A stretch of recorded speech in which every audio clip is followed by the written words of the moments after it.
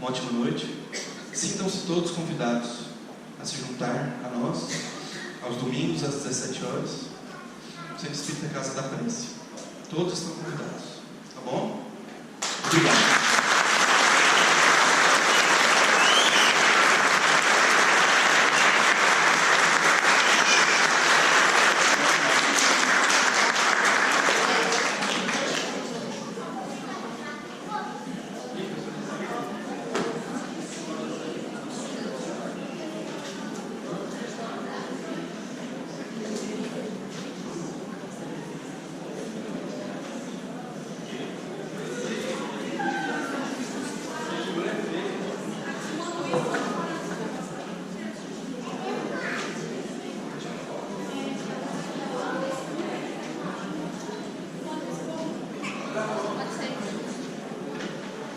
Isso.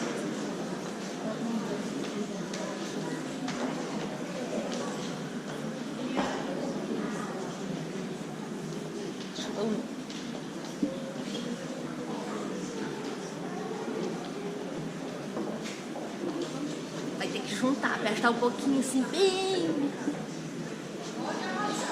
Pode apertar. Nossa, muito fica na frente, vai ficar atrás. Umas coisas que vocês não vão ver, tá? Então, licença. Por favor. Isso. Jesus! Não, peraí que eu tô cortando metade do X, gente. Jesus! Ótimo, muito obrigada.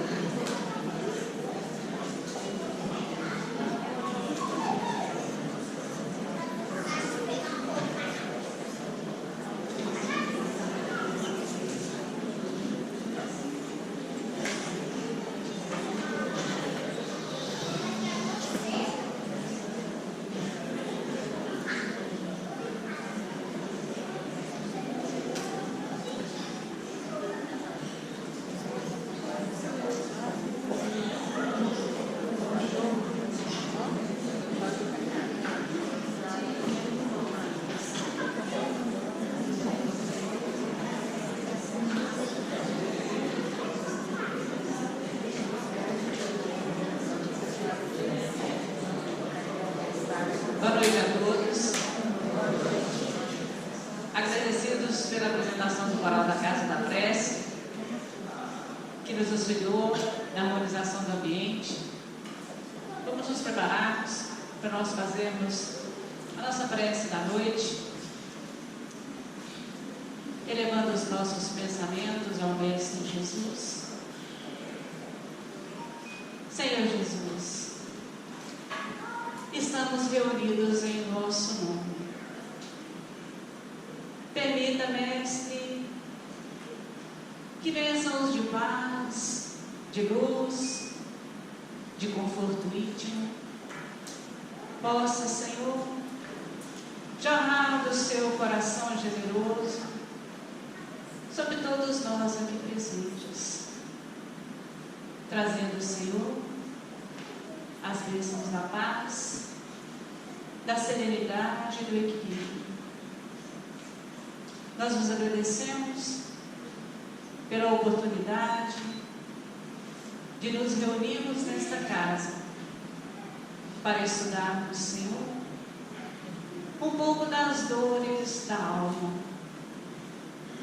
Que esses momentos de reflexão e esclarecimento possa trazer a todos nós a aproximação do seu coração generoso. Em nome do nosso palestrante da noite, Dr. Jorge Dyer, queremos rogar-te, Senhor, que abençoe a todos aqueles trabalhadores, anônimos, palestrantes, todos aqueles encarnados e desencarnados, que tornaram possível a realização da nossa Semana Espírita. E em seu nome, Mestre, agradecidos pela oportunidade, rogando inspiração generosa para o nosso irmão, que fará a preleção da noite, nós pedimos, abençoa, Senhor, a nossa noite, e que assim seja.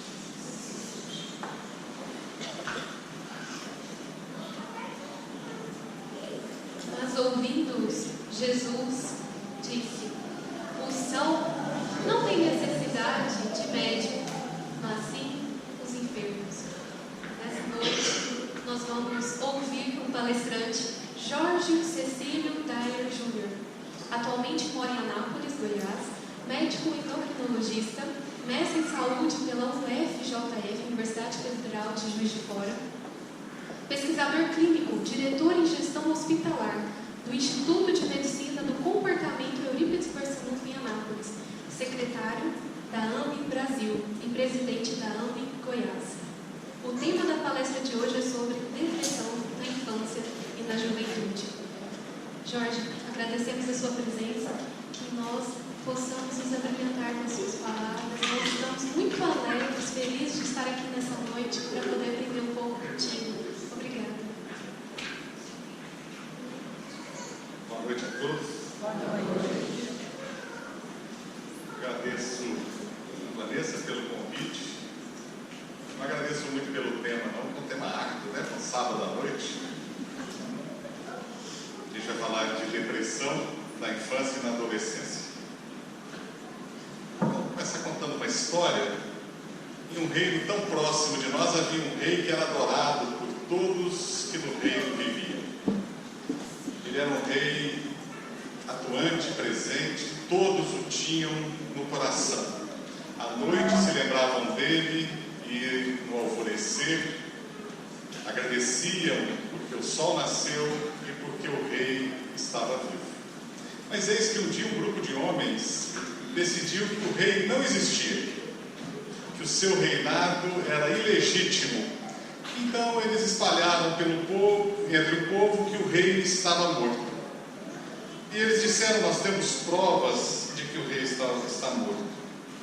Nós temos provas científicas de que o rei está morto. Filosoficamente, esse rei nunca existiu. E algumas pessoas acreditavam nisso.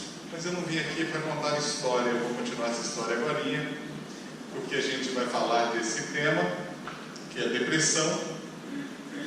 Depressão na infância, na adolescência, é a mesma doença ocorrendo em épocas mais jovens. Cerca de 3,5% dos jovens americanos entre 12 e 17 anos sofrem de depressão. Depressão é a tristeza que se transforma em doença. Depressão não é a tristeza do luto, porque é natural que quando perdemos alguém nos sintamos tristes. Mas depressão é a tristeza que se enquista e se torna algo patológico. Se torna uma doença, provocando sofrimento, dor, afetando não apenas aquele que está doente, mas todos os que o cercam. A gente pode classificar a depressão, e aqui não é uma classificação médica, é uma classificação para leigo, numa forma como a gente pode entender melhor. E aí, falando do que os médicos chamam de depressão unipolar, a gente pode considerar a depressão maior. A distimia é aquele estado de tristeza que se arrasta, a pessoa é mal-humorada, às vezes ela não tem uma tristeza muito grande, mas também não tem alegria. O que nós chamamos de depressão psicótica é que a pessoa, além de deprimida, ela pode ter alucinações. Depressão pós-parto. A depressão pós-parto acontece com uma frequência maior do que a gente imagina. São as mulheres que anseiam por uma gestação e de repente, quando o fruto tão desejado vem à luz, elas são tomadas por uma tristeza inexplicável. Olham para o rebento, para a menina e não sentem motivação. O transtorno afetivo sazonal, e é interessante que minha cidade é uma cidade exportadora de funcionários para frigoríficos da Irlanda. E a gente começou a ouvir muito depressão sazonal de anapolinos que foram para a Irlanda e chegam no inverno, não tem sol, às 3 da tarde já está escuro, o frio, a neve, e as pessoas entram em depressão. Depressão sazonal, transtorno afetivo sazonal, é a depressão que vem no inverno, no período de pouca luminosidade. No Brasil a gente não consegue reconhecer muito bem, mas não quer dizer que não afeta brasileiros. Muitos brasileiros, quando vão para o exterior, estão no período de pouca luminosidade, na verdade o comprimento das ondas luminosas ele se modifica no inverno, e isso provoca uma alteração bioquímica no cérebro e as pessoas se tornam deprimidas. Então, os sintomas da depressão é a tristeza persistente, desesperança, pessimismo. Tem muito torcedor de time de futebol que está em tristeza persistente, desesperança e pessimismo, mas isso é para a vida, né? Sentimentos de culpa. Às vezes a culpa não é uma culpa que existe, não é uma culpa que você consegue identificar, não é uma culpa de que seja algo que vale a pena sentir-se culpado, mas a pessoa tem um sentimento de culpa. Irritabilidade, perda de interesse em atividades que antes eram prazerosas, isso a gente chama de anedonia. Uma fadiga contínua, dificuldade de concentração, uma dificuldade para tomar decisões. É igual a mulher escolhendo o vestido que ela vai no casamento, ela prova 4, 5, 6 roupas e não decide nenhuma, na hora H ela escolhe, chega na igreja e fala, ixi, não era essa que eu queria. Mas a pessoa deprimida, ela tem uma dificuldade enorme em tomar decisões. Isso em todos os aspectos da vida.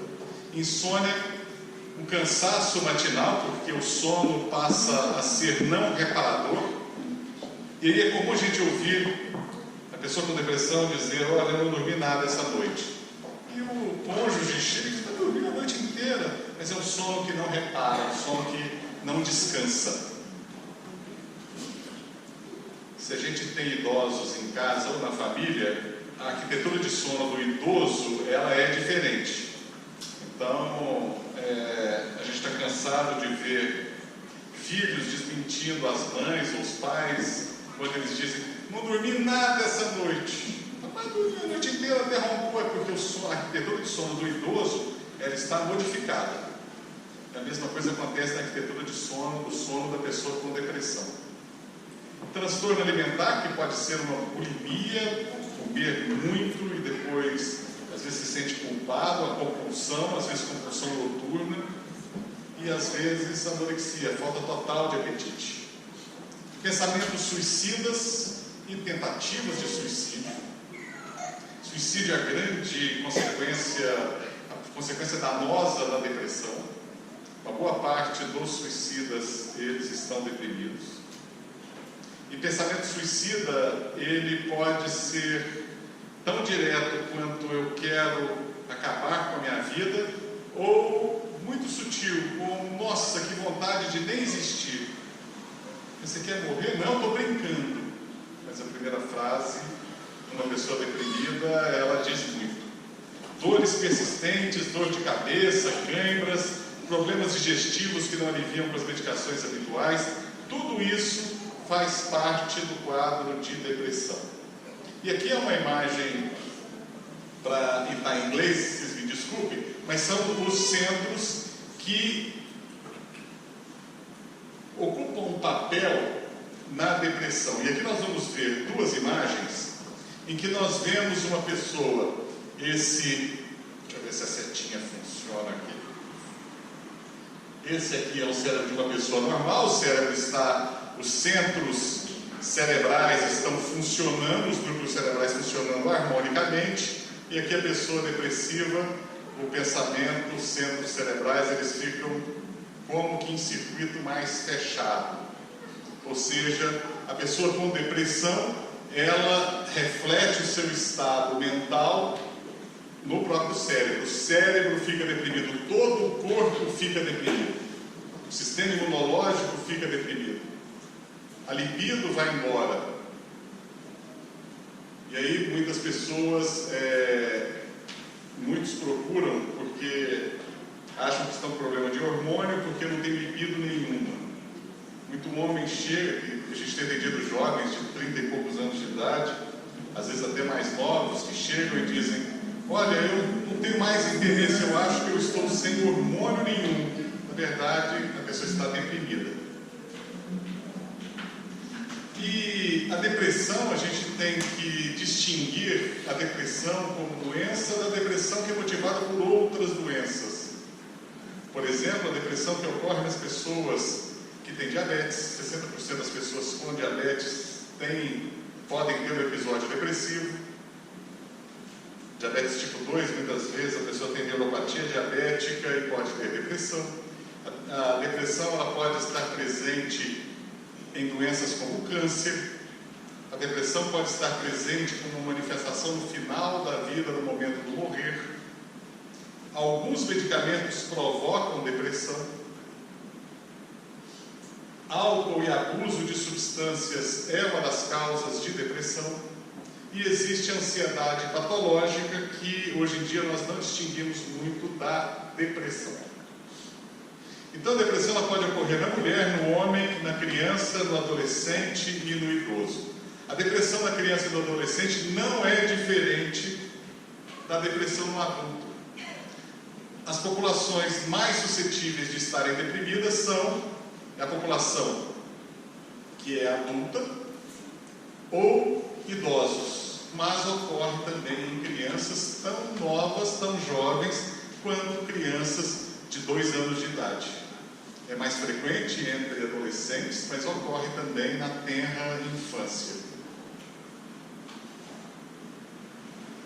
E para tratar a depressão, a gente tem o tratamento medicamentoso, é importante, a psicoterapia é fundamental. E aí não é a psicoterapia de vídeo de WhatsApp, não é a psicoterapia de o psicólogo amigo do lado que vira conselheiro. E é interessante que a gente ouve muitas pessoas dizerem: eu sou uma espécie de psicólogo, porque eu ouço e dou conselho. O psicólogo não está ali para ouvir e dar conselho. Quem ouve e dá conselho é amigo, é padre, é pastor, às vezes é o trabalhador da casa espírita. O psicólogo ele tem uma abordagem diferente. Então, psicoterapia é diferente da autoajuda. Não, lê um livrinho que você vai melhorar. A pessoa está deprimida, está conseguindo olhar para a capa do livro, você vai dar um livro, você vai ler para você melhorar. Não é assim. Então, a psicoterapia é importante. E a gente tem que lembrar sempre que medicamento não é milagroso. O médico adora dizer: olha, esse medicamento aqui é fabuloso. Principalmente os que não são psiquiatras. Os que lidam com depressão grave, eles sabem que o efeito medicamentoso ele corresponde a cerca de 40% do efeito total na depressão. Então, por isso que a psicoterapia é importante e o engajamento social também é fundamental para que a pessoa possa despertar e sair do quadro. Então, nós temos uma visão espírita da depressão. A gente pode conversar sobre fatores espirituais da depressão. A gente vive num mundo de expiação e prova. Vive nesse mundo de expiação e provas, né? A Terra é um planeta onde habitam espíritos da terceira ordem, prioritariamente. São os espíritos mais... A terceira ordem, são 3 ordens, a gente é da terceira ordem, a gente pode estar até numa classe um pouquinho mais alta. Mas aqui não é um planeta de espíritos bons. nem de espíritos superiores. Nós estamos num mundo de provas e expiações, mas a gente exige tratamento de primeira classe, né? A gente não pagou a passagem para a primeira classe, mas quer tratamento de primeira classe. A gente se assusta com tanto sofrimento na Terra, mas a gente sofre o tempo inteiro. O sofrimento ele é físico e o sofrimento moral também ele afeta quem está num planeta de provas e expiações. Então é por isso que a gente vai continuar a nossa historinha, lembrando que entre aqueles que adoravam o rei, muitos acreditaram que o rei estava morto. E uma série de calamidades atingiu aquele povo, pois já não acreditavam em nada além daquilo que os faziam crer. Friedrich Nietzsche, um filósofo nihilista, né, alemão, ele percebeu que, na época dele já, que o povo, principalmente o povo que ele vivia, o povo germânico, estava caminhando para um momento muito perigoso, um momento em que Deus estava morto. Quando Deus morre no coração do homem, e a imagem de Deus é uma imagem que não representa nada, esse espaço não fica vazio. Ele geralmente é ocupado por aventureiros. Nós vivemos um período terrível, a Primeira e a Segunda Guerra Mundial, representaram um período terrível na história da humanidade e ainda vivemos a continuidade desse período. Um período em que as religiões muitas vezes não dizem nada. As pessoas frequentam, estão em busca de respostas, mas nós só temos respostas se nós soubermos fazer perguntas. Se eu não sei fazer uma pergunta, eu não vou ter uma resposta. E nós vivemos um período em que acreditamos na morte de Deus. E criamos um Deus caricato. Não é o Deus das religiões. Poucos ainda têm o ardor religioso. Poucos ainda se empolgam quando ouvem histórias de Jesus. Muitos mantêm a sensibilidade, sabem que existe algo lá dentro de si. Muitos têm certeza de que uma chama viva ainda pode incendiar e tomar conta de si, mas se deixam levar. E André Luiz diz em Os Mensageiros que a humanidade terrena aproxima-se dia a dia da esfera de vibrações dos invisíveis de condição inferior, que a rodeia em todos os sentidos. Mas, segundo reconhecemos, esmagadora percentagem de habitantes da Terra não se preparou para os atuais acontecimentos evolutivos. E os mais angustiosos conflitos se verificam no sendal humano. Nós estamos vivendo no futuro, né? Quem imaginaria que... Eu fico pensando, meus avós vieram do Líbano para o Brasil, tanto paternos quanto maternos, de navio. Deve ter demorado uns 20 a 40 dias. Chegaram no Porto de Santos, pegaram um trem e foram parar em Ipameri. Eles nunca imaginariam que a filha deles pudesse sair da terra deles, do Líbano, e chegar em casa um dia depois. Em poucos anos, como nós vivemos no futuro. A gente, há 20 anos atrás, olhava nos filmes aqueles personagens que pegavam uma telinha na mão e passavam o dedo e viam imagens, e a gente faz isso nos smartphones. Nós ganhamos uma técnica fabulosa. Toda a população brasileira tem telefone celular. O telefone celular foi previsto por William Barrett no século XIX. Ele era um físico inglês e foi membro da Sociedade de Pesquisas Psíquicas. Ele criou ele desenvolveu uma espécie de membrana e ele dizia que seria utilizada para comunicação entre as pessoas, independente de ligação direta. Então, ele é o precursor, ele já vislumbrava o celular, mas até que o celular chegasse, era sempre aquele sonho do futuro. E esse, na década de 90, todo mundo começou a andar com um tijolão, era pendurado na cintura. Hoje nós temos aparelhos fininhos, leves no bolso, nós vivemos no futuro. Temos carros possantes, velozes, andamos em estradas boas, vindo de Anápolis para cá, parecia que a gente estava viajando nos Estados Unidos, pista duplicada, bem recapeada, né? Um asfalto bom.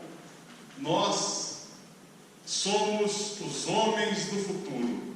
O nosso presente é o futuro que chegou muito rápido. Mas espiritualmente, como é que nós estamos?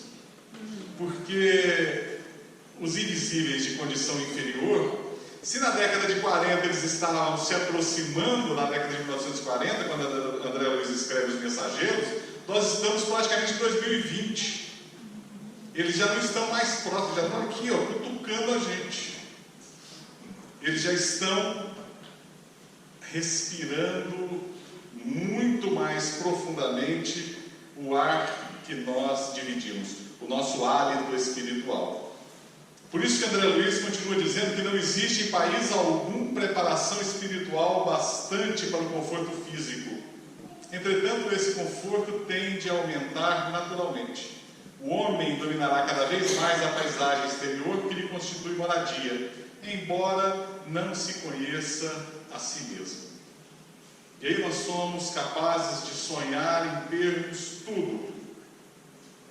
Até avião. A gente pode até fazer um plano de poupança e sonhar em ter avião. Mas nós não possuímos a nós mesmos. E muitos perguntam, puxa vida, mas a depressão é a epidemia do século XXI. E se a gente continuar nesse rumo, vai ser a epidemia do século XXII, do século XXIII, se ainda existir humanidade, né? E aí, no mundo maior, André Luiz vai dizer, foi assim que atingimos a época moderna, em que a loucura se generaliza e a harmonia mental do homem está a pique de sossopro. De cérebro evolvido e coração imaturo, requintamo-nos presentemente na arte de esfacelar o progresso espiritual. E olha que coisa mais bela aqui na frente, uma menina brincando de boneca. Hoje em dia a gente dá smartphones para os nossos filhos, sem saber que aquela tela de LED emite uma radiação de luz azul que é extremamente danosa para o desenvolvimento cerebral deles.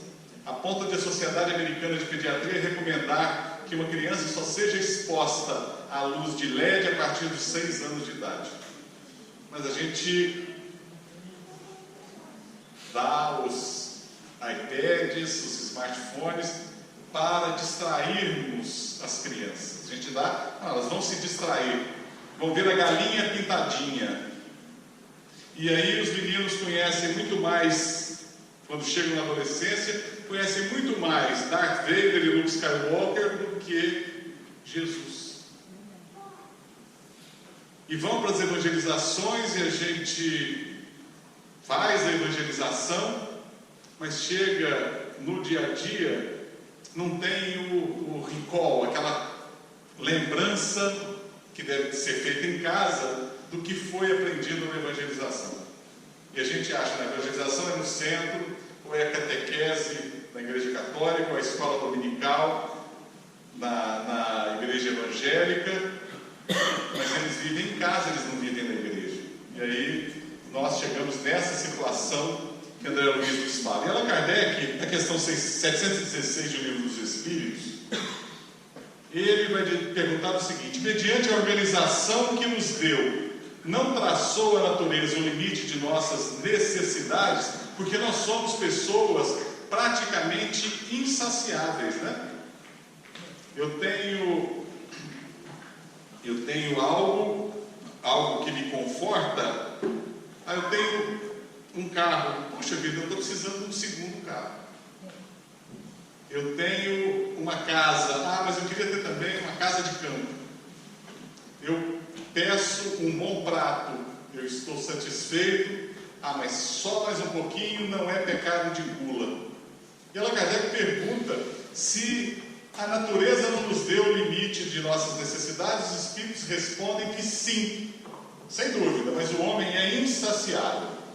Por meio da organização que lhe deu, a natureza lhe traçou o limite das necessidades.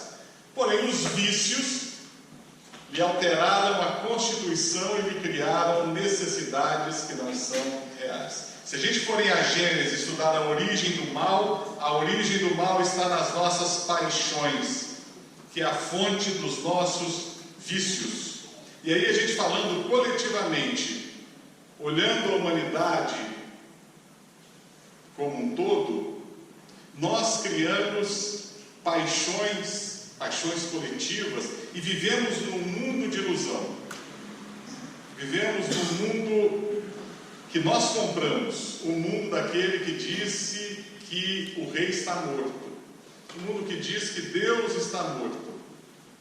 Se Deus está morto, algo vai ocupar o lugar dele. Eu não tenho saciedade com nada. Os vícios, eles acabam criando necessidades que não são reais. E aqui, os espíritos não estão falando do vício como dependência química, mas os vícios nossos de caráter.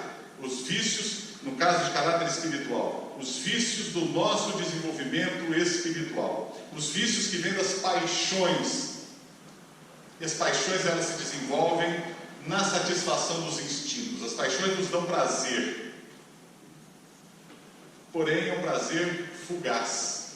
É um prazer que não nos completa. E aí, quando a gente pergunta se existem limites, nós vemos que, se não tivermos limites, se não impusermos limites, nós estaremos criando uma condição muito complicada para daqui a pouco.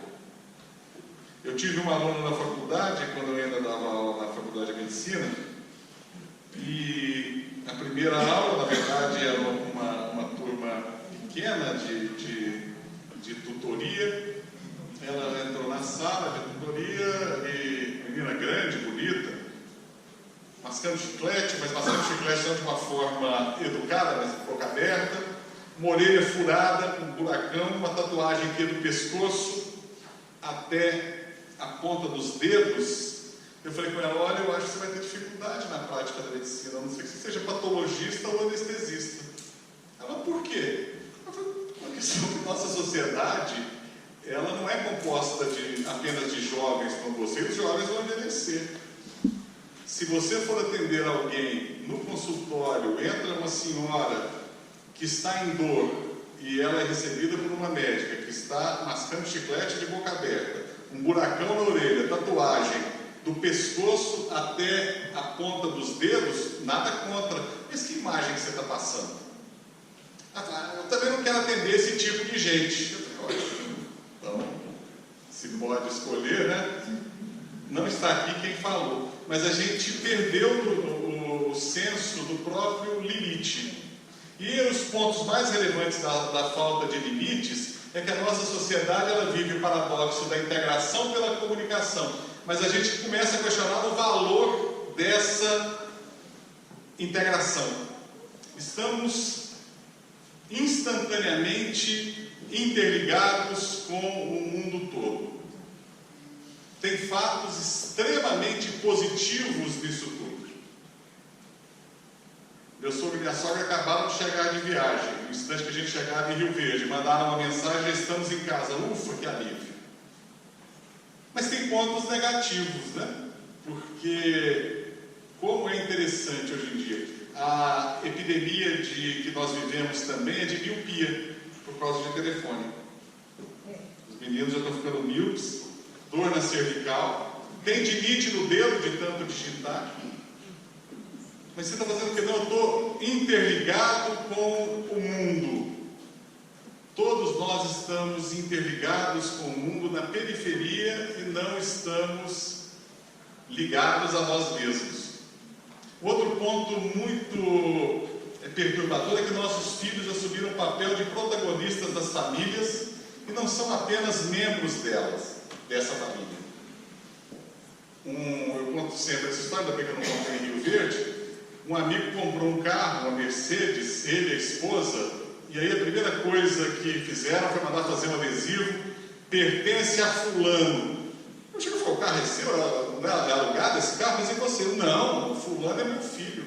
Não, seu filho acabou de nascer. Ah, mas o carro é dele. E a casa era do filho. E hoje em dia a gente vê isso, né? Os meninos são donos da casa. As pessoas vivem pelos filhos. Ah, isso é muito bonito? Não é não. Não é não. Porque as crianças anseiam pela educação que os pais vão lhes dar, né? Elas pedem isso quando nos desafiam, quando fazem birra, elas estão pedindo uma correção, uma educação. A população mais destrutiva que existe na face da Terra é a população de criança de 2 anos. Elas batem, elas brigam, elas criam caso com o irmão ou com colegas, porque estão esperando correção. Se essas crianças não são corrigidas, elas vão chegar aos 4 anos de idade um pouquinho pior. E se deixamos passar dos 4 anos, aí vai ser complicado. Aí nós vamos ter aquelas crianças que dão piti, que desmaiam, que fazem escândalo. Nós vamos ter aquelas crianças que são donas do pedaço e se tornam adultos buscando algo que faltou na vida delas. Algo que está faltando na vida delas. Algo lá de dentro. O que está faltando? Ela não sabe responder. Nós vamos ter adultos com um vazio muito grande, muito maior do que o vazio que nós trazemos pelas nossas sucessivas reencarnações fracassadas. Um outro tópico é que a expressão da sexualidade alcançou níveis extraordinariamente confusos. Acesso à pornografia eletrônica, narcisismo extremo. O outro virou mero objeto, instrumentos do prazer a qualquer custo. Eu sei que tem crianças e jovens, mas aqui na sala, mas nos Estados Unidos hoje a grande preocupação é que entre jovens adolescentes, meninas adolescentes de 11 a 15 anos de idade, para elas a felação é tão natural quanto um beijo. Nós perdemos a noção, até mesmo da expressão da própria sexualidade, algo que nos é sagrado e profundamente íntimo, mas se tornou algo confuso. Apesar do aumento da riqueza das nações, a incidência de depressão, que é o nosso tema, alcançou níveis epidêmicos. A insatisfação pelo vazio aumenta a dependência por objetos estimulantes, medicações e drogas. Quantos que não começam a fazer coleção? Tanto que tem uma editora que ela é especialista em coleções, né? Coleção de caneta, coleção de música, coleção de carro, coleção de Kombi, miniatura.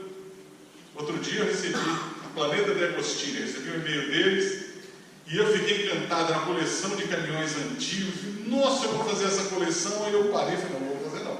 Se eu chegar lá em casa e falar para a Ju que eu assinei uma coleção da Planeta de Agostinho de caminhão, eu vou ter que, não sei onde é que eu vou tirar do orçamento para dizer que isso aqui é necessário, porque a gente cria, e quando não criamos dependências por drogas ou medicamentos, quantos que não dizem: eu não sou ninguém se eu não tiver um Rivotril dentro da bolsa ou lá no armário, só para eu saber que está lá. E a gente está vivendo esse período do vazio. E a ilusão da integração através de um mundo globalizado, ela fortificou a tirania da moda. Em 1919, Stefan Zweig, ele escreveu sobre a tirania da moda. Ele dizia o seguinte: uma mulher corta um cabelo nos Estados Unidos e ela é fotografada, uma celebridade é fotografada, não usou o termo celebridade é mais novo, né, no uso corrente, mas ele diz, uma atriz faz um corte de cabelo em Nova York, ela é fotografada, e 2 dias depois, toda Paris quer ter cabelo igual àquela atriz. Hoje em dia é 30 segundos depois, ou 15 segundos depois. Na hora imediata é a tirania da moda. E a tirania da moda é a pior tirania que existe.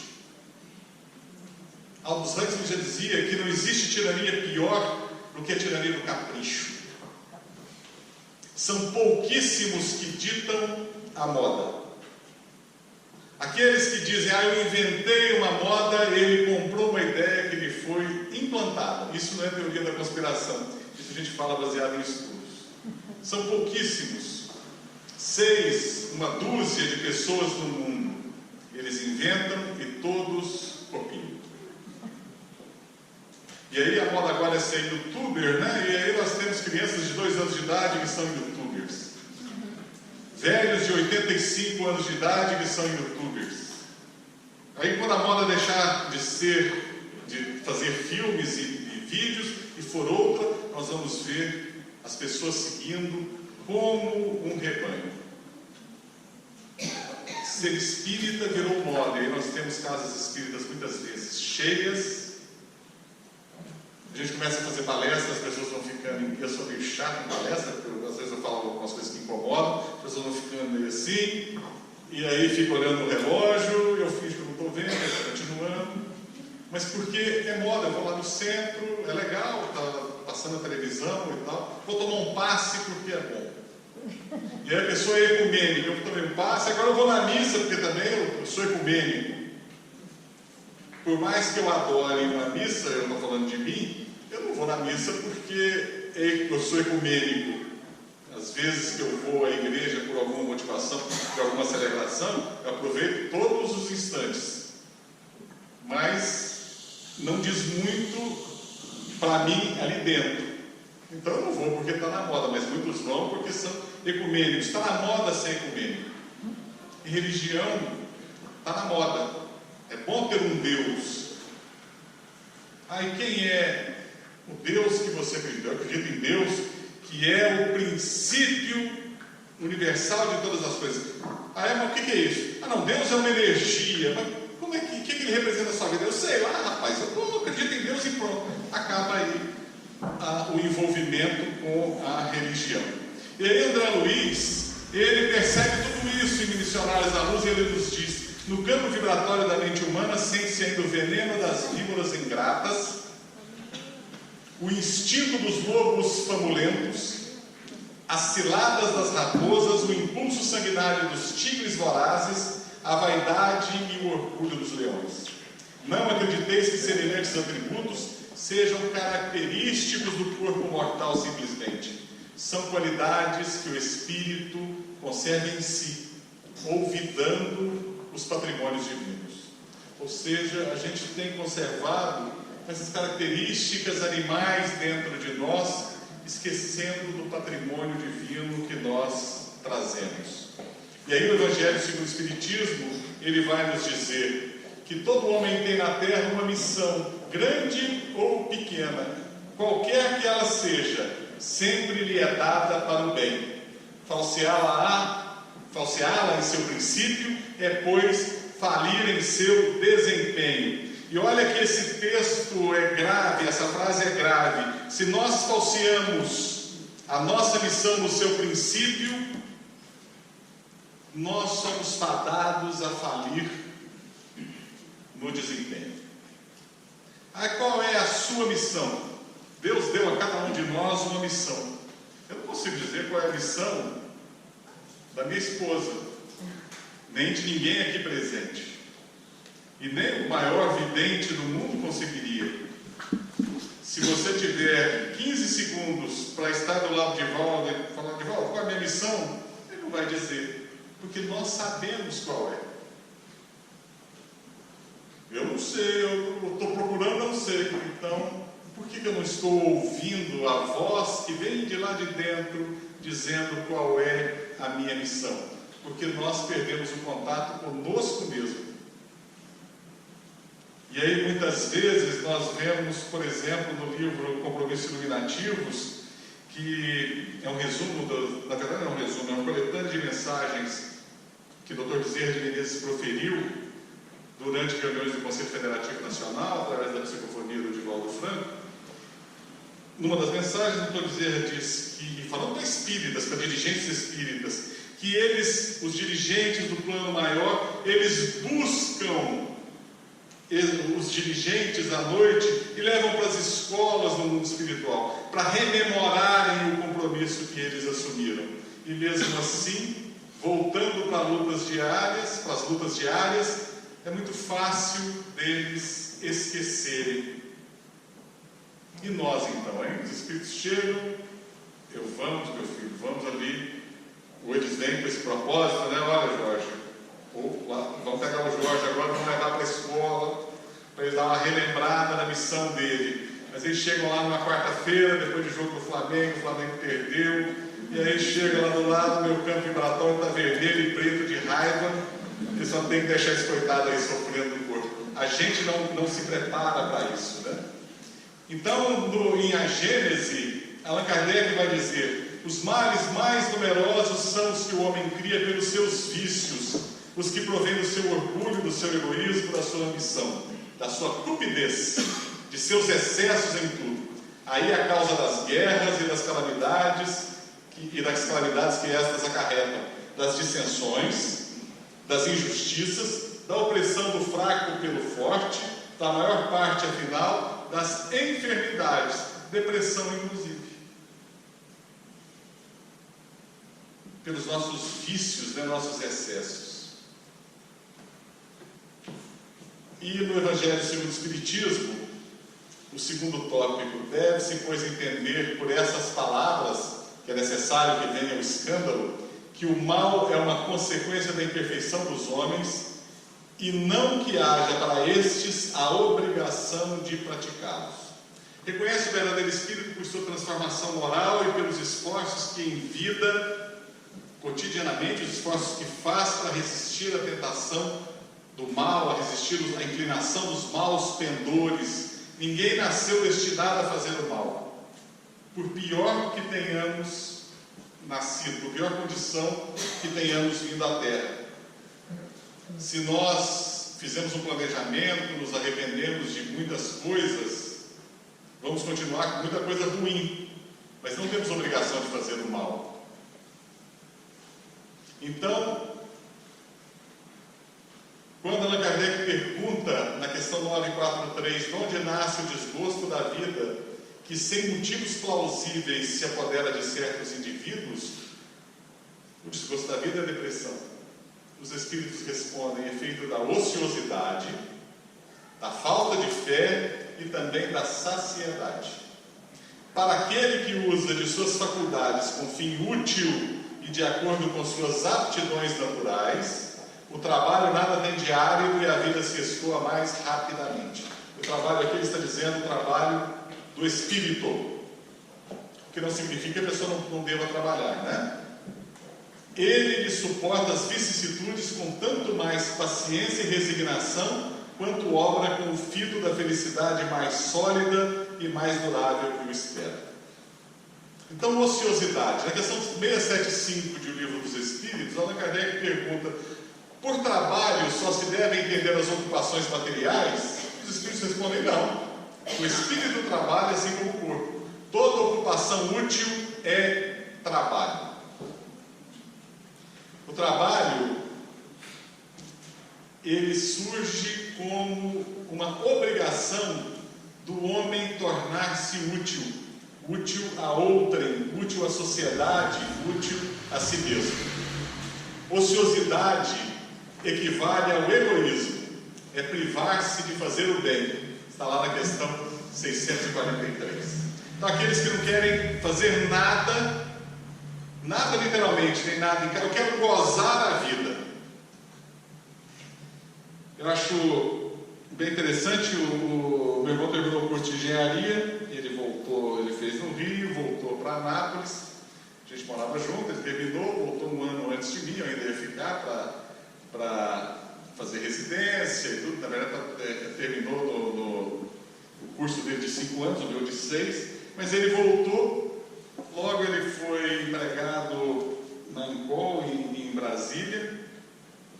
E eu estou vendo que ele está fazendo uma farra danada, eu estou de férias. Eu falei, ué, virou farrista, agora eu quero aproveitar a vida. Eu falei, mas você nunca aproveitou a vida? Não, agora eu estou me dando o direito de gozar a vida, aproveitar a vida. E a gente ouve isso muitas vezes, né? Eu quero aproveitar a vida. Eu quero ficar quieto, não fazer nada, só gozar a vida. E isso é uma ociosidade extremamente perigosa. Porque quando eu digo eu quero gozar a vida, eu estou dizendo eu quero ter prazer o tempo inteiro. Eu tenho uma peça em casa, na verdade um filho, que ele se diz incontrolável e vive para satisfazer os seus desejos. Infelizmente, uma teoria, uma filosofia suicida que ele escolheu para viver. Não adianta conversar, não adianta falar, porque foi a opção de vida que ele fez segundo ele. Então, a ociosidade é uma porta aberta para a depressão. E aí nós vemos o que o Dr. Bezerra de Menezes chamou de homens fisiológicos. São pessoas que vivem dos instintos básicos, das necessidades básicas, têm uma consciência de sono, porque não querem despertar para a vida, e se tem alguma espiritualidade, é só manifestação exterior e ordenação social. Nós vemos muitos homens fisiológicos ocupando altos postos. Um filme com Gerard Depardieu, que a gente não conseguiu ver até o fim, mostra como o antigo diretor do FMI, que vivia, apesar de ter uma posição muito relevante na sociedade, vivia para sua satisfação sexual e libações alcoólicas. Falta de fé, que é outro ponto que leva ao processo depressivo. Fé em si mesmo. As pessoas às vezes perdem a fé em si mesmo. Muitos trazem um sentimento de culpa muito grande, sentimento de culpa de outras vidas, e que se recusam a desenvolver esse sentimento de culpa, a ponto de resolver ou minorá-lo. Trazem lá dentro um sentimento de culpa muito grande. E muitas vezes se vitimizam. E aí, aquela pessoa, você é espírita, você está bem? Eu estou melhor do que eu mereço. Furado, né? Aí, você vê, saiu da boca para fora, né? E qualquer coisa, o mundo inteiro está contra mim. Eu só quero o bem dos meus filhos, mas nenhuma nora eu consigo conviver com elas porque elas não entendem. Meus filhos me abandonaram. Ontem eu fui na casa de uma paciente e ela estava contando a história de abandono que a filha da filha, a filha da filha da filha, e agora o bisneto que iria nascer, na verdade é o trineto, né, que vai nascer. Ela falou, até o meu trineto eu sei que ele vai me abandonar. O problema não deve estar com eles não, porque uma geração inteira abandonou, tem alguma coisa errada. Então a gente tende a se vitimizar, né? Por falta de fé. Por falta de fé. E a gente vê que se a gente tem Jesus como modelo, já pensou se Jesus perdesse a fé na hora que Pedro nega por 3 vezes? Se ele perdesse a fé na hora que ele vê o coração duro das pessoas? E a gente não precisa ir a Jesus, então vamos em exemplos mais próximos. Pessoas perseverantes, que mantêm a fé continuamente. E aí, efetivamente, eu tenho um amigo agora no plano espiritual. Ele tinha problema sério na perna, estava mancando a perna torta e saía de onde morava, no Rio de Janeiro, viajava 3 horas de ônibus para participar de uma reunião lá em Belfort Roxo, e chegava lá todo estropiado, cansado, na época ele tinha quase 90 anos de idade, e falava, ria e tal, e você via que ele estava sofrendo e perguntava, batalha aí, está tudo bem? O meu nome já diz, eu sou a batalha. E era realmente um batalhador. Você está bem? Eu estou melhor do que eu mereço. E aí ele falava sem se vitimizar. Não, melhor que merece por quê? Ele falou, porque eu sei o que tem aqui dentro, o que eu sou capaz. Eu conheço tudo que poderia me levar para deixar escoar esse fogo que tem dentro de mim. Eu falei, Nossa Senhora. Ele falou, Nossa Senhora mesmo. Então, eu estou melhor do que mereço, não abro mão de vir aqui, e realmente, pessoas com fé, elas perseveram. E aí nós estamos diante de um período de niilismo, as pessoas não creem em nada, né? Aí eu acredito só na ciência.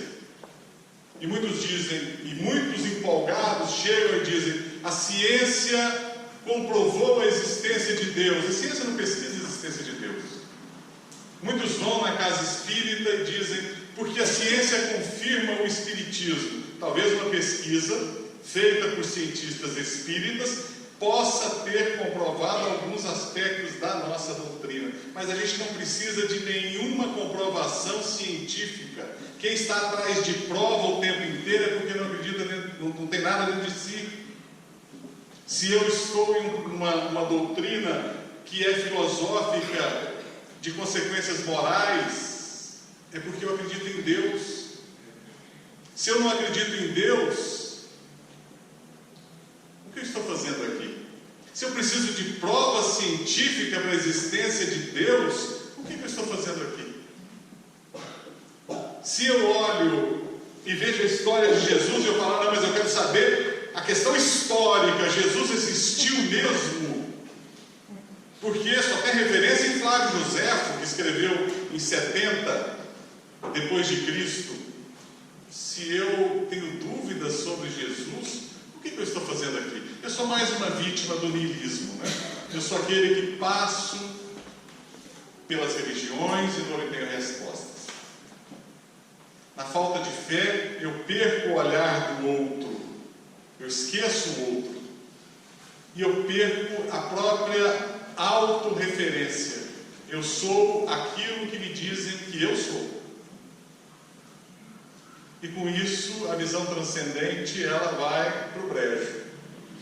E aí eu vou dizer, olha, eu fui no médico e ele disse que o meu problema de depressão é só uma alteração química do cérebro, que o médico nunca comprovou efetivamente que essa alteração química existe, porque não se abriu o cérebro de ninguém para pesquisar se aquela alteração química está. Então, a teoria é errada? Não, a teoria é correta, mas ela vem de deduções, de ilações. Ela não vem de uma experiência direta. E as pessoas perdem a própria visão transcendente. E com isso esquecem que nós somos os filhos bem amados de Deus.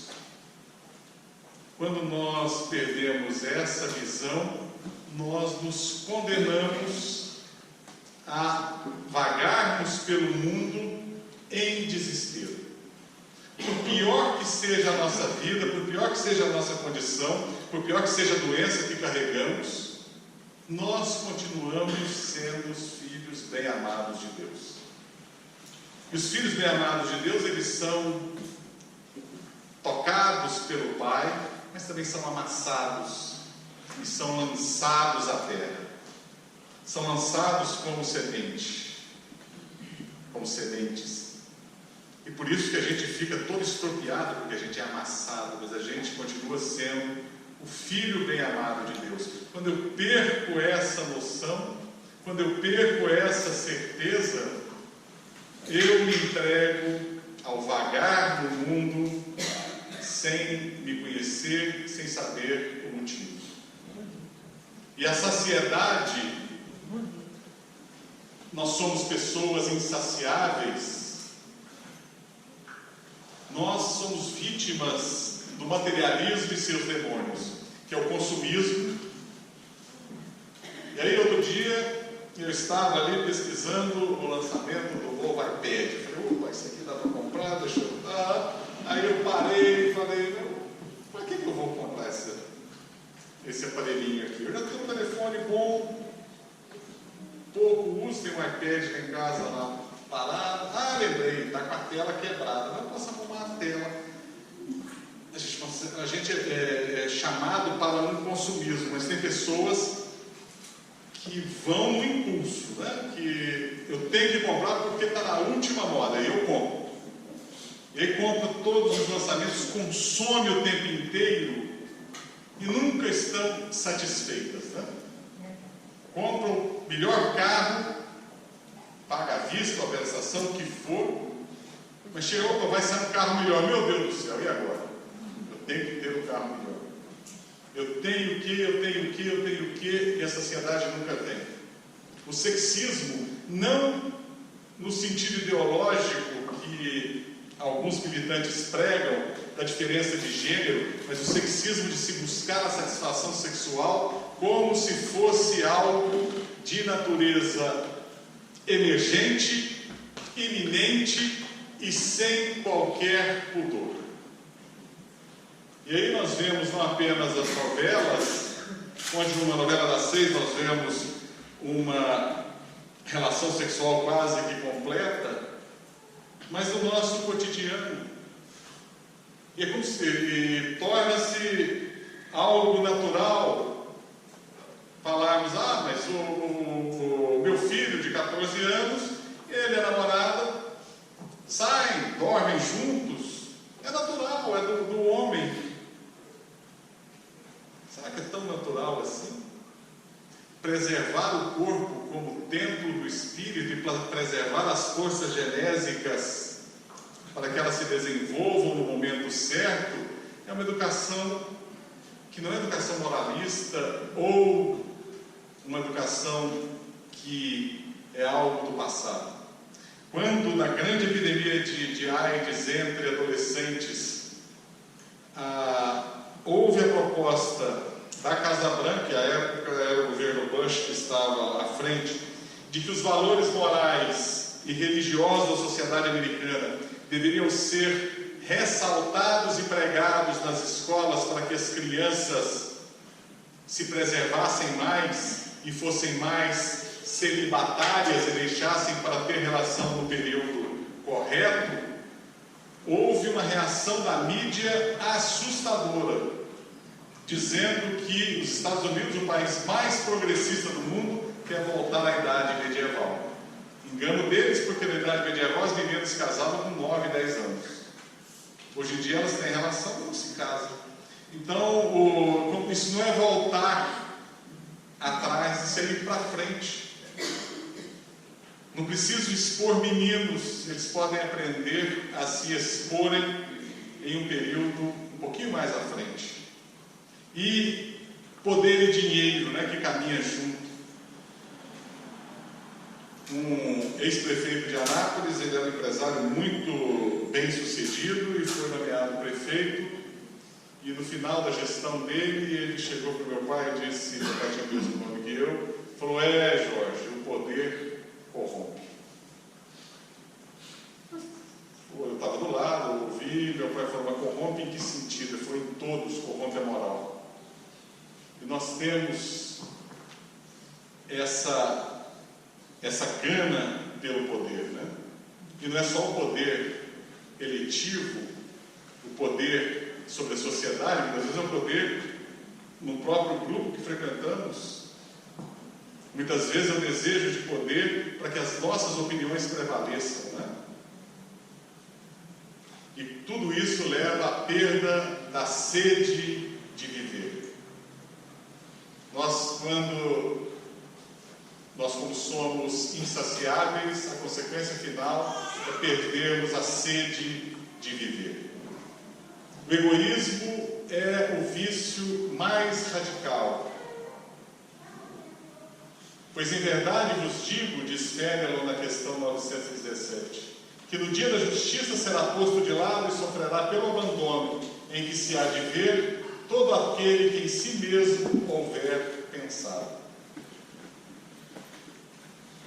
E aí nós devemos perguntar em que pude ser útil, onde deixei de ser útil e qual é o real conceito de utilidade. E nós vemos que toda faculdade só é útil se pode trazer proveito a si próprio e ao próximo. E ela não é útil se favorece apenas o próximo sem que decorra de sacrifício voluntário.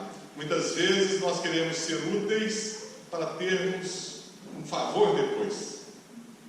Opa, está chegando ali fulano mais bem posicionado, eu bajulo, eu estou ali do lado, eu sou um serviçal. E às vezes eu sou até muito útil, mas eu tive uma segunda intenção. E nós devemos perguntar sempre, quais são as minhas aptidões? Aptidão é a disposição natural ou adquirida. É um conjunto de habilidades necessárias ao exercício de determinada função.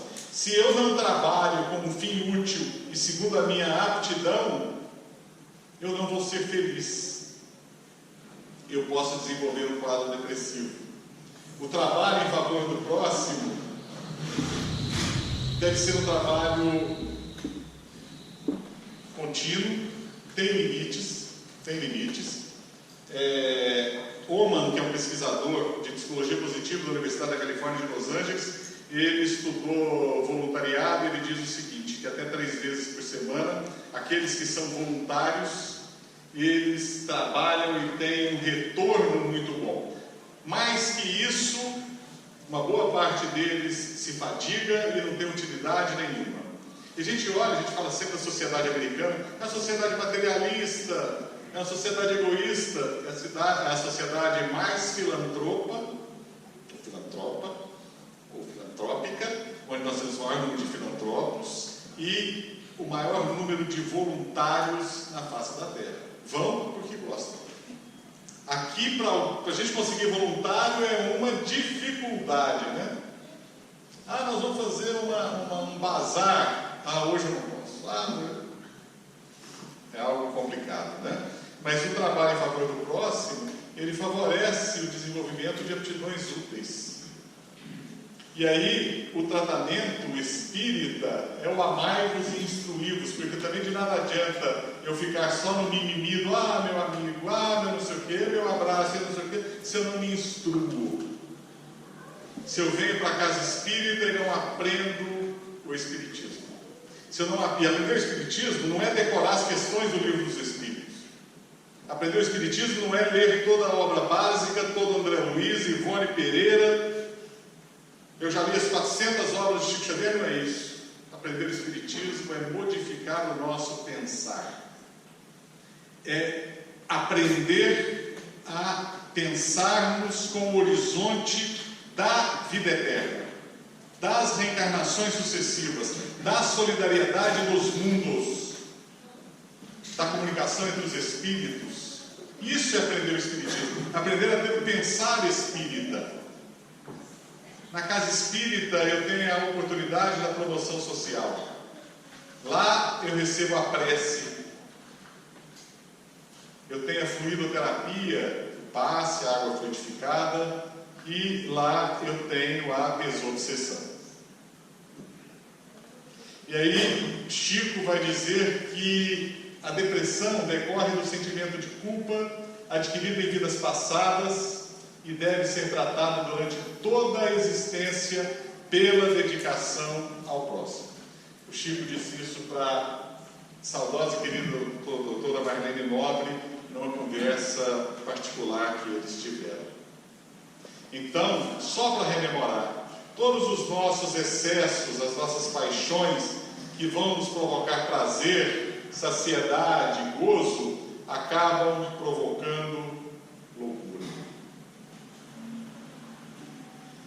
E se nós perguntarmos quais são os valores morais que deverão guiar a humanidade, nós devemos lembrar, com André Luiz, que a patogênese da alma está dividida em quadros dolorosos: a cólera, a intemperança, os desvarios do sexo, as viciações que afetam profundamente corpo doente assinala a mente enfermiça. A organização fisiológica, segundo conhecemos no campo de cogitações terrestres, não vai além do vaso de barro dentro do molde preexistente do corpo espiritual. Atingido o molde em sua estrutura pelos golpes das vibrações inferiores, o vaso refletirá imediatamente. As patogêneses da alma, elas nascem dos nossos vícios, das nossas tendências de encarnações passadas, mas também por não cultivarmos a nossa fé, não cultivarmos o trabalho, não cultivarmos os limites de nossa saciedade. As moléstias da alma, elas surgem porque trazemos predisposições de vidas passadas, mas também porque muitas vezes nós queremos sufocar de qualquer modo a chama divina que existe em nós, que flameja em nós, que quer nos incendiar, mas nós jogamos água fria. E, já quase encerrando, dizeis que desejais curar o vosso século, está lá no Livro dos Espíritos, de uma mania que ameaça invadir o mundo. Preferiríeis que o mundo fosse invadido pela incredulidade que procurais apagar? A que se deve atribuir o relaxamento dos laços de família e a maior parte das desordens que minam a sociedade, senão a ausência de toda crença? E agora, para encerrar, eu vou passar aqui os slides para chegar no último, porque eu já passei da hora. A Vanessa já andou, foi ao fundo umas 18 vezes. C.S. Lewis, ele, crítico literário, autor das Crônicas de Nárnia, era anglicano. C.S. Lewis vai dizer: eu acredito no cristianismo como acredito que o sol nasceu, não apenas porque eu vejo, mas porque por ele vejo todo o resto. Eu acredito no cristianismo exatamente por isso, e é isso que o Espiritismo traz como proposta. Isso que é o instruir-se no Espiritismo. É olhar todas as coisas através da doutrina espírita. E a doutrina espírita não é uma doutrina panteísta. A doutrina espírita é uma doutrina cristã. A doutrina espírita não se rivaliza com nenhuma religião. Ela as complementa. A doutrina espírita não nos torna melhores que ninguém, mas nos torna mais responsáveis. Porque se eu tenho convicção de que venho de várias existências, que não ocupo o corpo como uma única vez, que já tive experiências transatas, que cometi meus deslizes, mas também criei virtudes, se eu tenho plena certeza de tudo isso, se eu tenho plena convicção de que os amigos espirituais estão ao nosso lado, que o nosso anjo da guarda nos sustenta, mas que também, por qualquer deslize, eu posso me sintonizar com aqueles que me foram inimigos e agora se tornam inimigos da doutrina que eu professo e podem me usar como um falso profeta. Se eu tenho certeza de tudo isso, a minha responsabilidade é muito grande. E agora que eu disse para vocês tudo isso, que vocês agora sabem disso, a responsabilidade de vocês também é muito grande. Que Jesus nos abençoe e possa estar conosco. A grande causa, uma vez um representante chegou para mim e disse: olha, se a pessoa não tem Deus no coração, ela tem depressão, e se ela tem depressão, ele tem que tomar esse remédio. Eu botei ele para fora do consultório e falei: não, pelo amor de Deus, você sai, respira 2 vezes, 3, depois volta, faça a propaganda decente. Hoje eu não colocaria ele para fora, não. Porque se nós somos os artífices da nossa tristeza, das nossas doenças. E não estou dizendo que depressão não seja uma doença física, tem um componente físico sim. Não estou dizendo que depressão é uma coisa simples, não é muito grave. precisa de tratamento médico e suporte psicológico. Mas a base do mal que afeta e que aflige a humanidade, a culpa é nossa. Nós matamos Deus. Matamos Deus dentro de nós. Nós deixamos de acreditar que Deus existe. E quem sofre somos nós. Nós muitas vezes pensamos que Deus só criou o mundo e sumiu. Ou que Deus é consequência de tudo que nós fazemos. Afinal de contas, Deus deve estar na natureza, mas não está em nós. A humanidade carrega essa chaga. Cabe a nós o despertar, perceber Deus em nós. Santo Agostinho, ele se entrega ao cristianismo quando ele percebe que ele pode encontrar a verdade através de Jesus. Mas nós queremos encontrar apenas Jesus, a verdade que se dane, porque eu quero encontrar Jesus e pedir, eu quero um carro novo, uma vida boa, uma felicidade, um emprego, um salário, uma aposentadoria, e de quebra pode me dar um café expresso. A gente não está procurando a verdade em Jesus. Agostinho, quando ele encontra a verdade em Jesus, ele começa a fazer um exercício que nos ensina na questão 919, no item A do Livro dos Espíritos. Ao final de cada dia, percorra mentalmente tudo que você fez. Veja o que foi certo e o que foi errado. Isso é a razão. Coloque-se na posição do outro. Você gostaria de estar na posição do outro com quem você interagiu? Ainda a razão.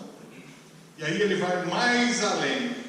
E coloque-se na posição de Jesus. O que Jesus faria no meu lugar? Aí ele já vai para a consciência.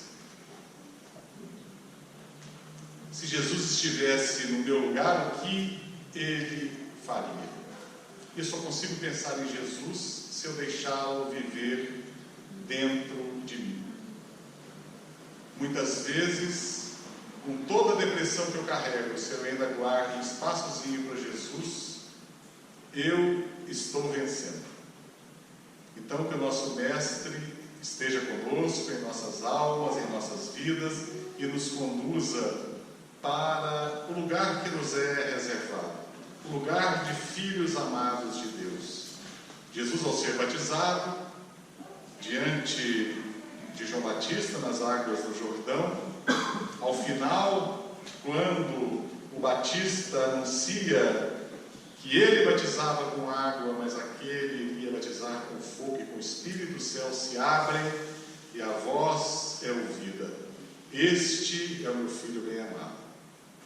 Essa voz, ela é ouvida por nossas almas quando nós escutamos Deus. Ele nos repete continuamente: esse é o meu filho bem amado. O filho bem amado somos cada um de nós. Que Jesus então permaneça em nossas vidas e nos conduza.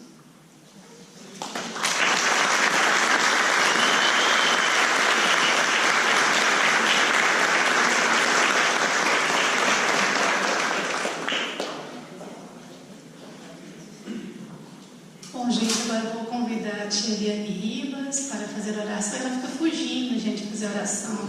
Vem, tia, por favor. Bom, eu vou convidar, antes ainda, o Jorge para bater um papo rápido. Vou convidar a Eliane Mesquita, a Fernanda, você, eu, vem Renata. Cadê a Mary? A Mary já foi? Já? Renata, vem, por favor.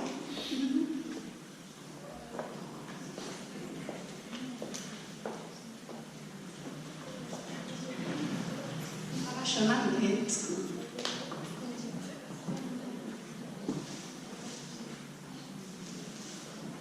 Vou chamar a esposa do Jorge Daia também. Vem aqui um pouquinho. Tadinho. Tá tendo muita vergonha,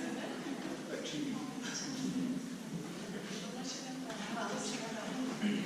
Bom, ninguém faz nada sozinho. Cada um depende um do outro. É um ciclo, né? Então, toda semana espírita depende das pessoas que trabalham aqui. Então, a gente em agradecimento, todos aqui presentes, a gente agradece o excelente trabalho por ter vindo aqui. A gente acompanha você há alguns meses, né? Para poder realmente trazer esse convite. Que perigo! Mas é só o agradecimento que nós temos, não é?